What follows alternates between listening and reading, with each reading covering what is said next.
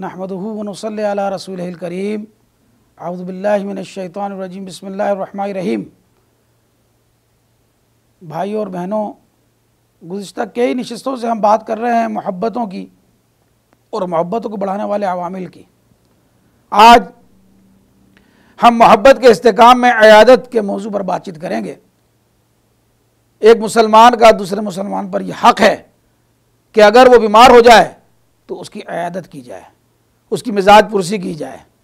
ایک بیمار اپنی جسمانی اور نفسیاتی کیفیات کے باعث دوسرے بھائی اور بہن کی ہمدردی کا محتاج ہوتا ہے۔ اس سے کچھ اس کو مل نہیں جاتا، اس سے اس کی بیماری رفع نہیں ہو جاتی، بلکہ آپ کے دو میٹھے بول سے، آپ کی اس کی خیریت لینے سے، اس کی مزاج پرسی کر لینے سے اس کا دکھ جو ہے وہ ہلکا ہو جاتا ہے۔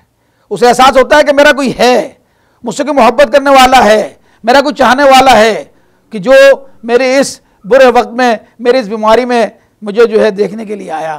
ایسے موقع پر دوسرا بھائی اس کے کام اگر آئے تو یہ ہمدردی اور خدمت اس کے دل پر گہرا اثر چھوڑتی ہے اور باہم تعلقات میں استحکام کا باعث بنتی ہے۔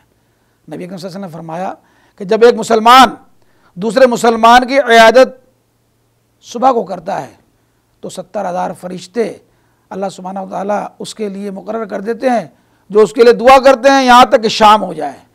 اور شام کو اگر وہ عیادت کرتا ہے کسی مریض کی تو 70,000 فرشتے اس کے لیے دعا کرتے ہیں یہاں تک کہ صبح ہو جائے۔ عیادت کرنے والے کے لیے جنت میں میووں کے باغات لگا دیے جاتے ہیں۔ اور پھر وہ قصہ تو بڑا مشہور قصہ ہے جو بچپن میں اپنی کتابوں میں ہم پڑھا کرتے تھے، بوڑھی عورت کا کہ جو نبی کریم صلی اللہ علیہ وسلم کی راہ میں کانٹے بچھاتی تھی، آپ پر کچرا پھینکا کرتی تھی، اور پھر ایک دن آپ اس راستے سے گزر رہے ہوتے ہیں تو آپ دیکھتے ہیں کہ اس بڑھیا نے آپ پر کوئی غلاظت نہیں پھینکی، کوئی کانٹے نہیں پھینکے، کوئی کچرا نہیں پھینکا۔ تو آپ لوگوں سے دریافت کرتے ہیں کہ وہ خاتون کا کیا بنا، آج اس نے میرے اوپر کچرا نہیں پھینکا۔ تو لوگ کہتے ہیں کہ آج وہ خاتون جو ہے بوڑھی خاتون بیمار ہے۔ تو آپ سوچتے ہیں کہاں گھر، یہ گھر ہے، جاتے ہیں اور اس کی مزاج پرسی کرتے ہیں۔ وہ خاتون اتنا متاثر ہوتی ہے کہ یہ وہ شخص ہے کہ جس کے لیے میں تکلیفوں کا باعث بنتی تھی اور آج اس بیماری میں یہ میری مزاج پرسی کرنے آ رہا ہے، تو وہیں پر جو ہے وہ ہلکا بگوش اسلام ہو جاتی ہے۔ حدیث قدسی بڑی مشہور ہے جس کا وہ حصہ ہے کہ اللہ سبحانہ و تعالیٰ کل قیامت کے دن اپنے بندے سے پوچھے گا کہ اے میرے بندے میں بیمار تھا، تو نے میری عیادت کیوں نہیں کی؟ اس پر بندہ عرض کرے گا یا باری تعالیٰ تو رب ہے، تو تمام چیزوں سے پاک ہے، تو کب بیمار ہوا اور میں کب تیری عیادت کرتا؟ تو اللہ سبحانہ و تعالیٰ فرمائے گا کہ میرا فلاں بندہ بیمار تھا، اگر تو اس کی مزاج پرسی کو جاتا تو مجھے وہاں پاتا۔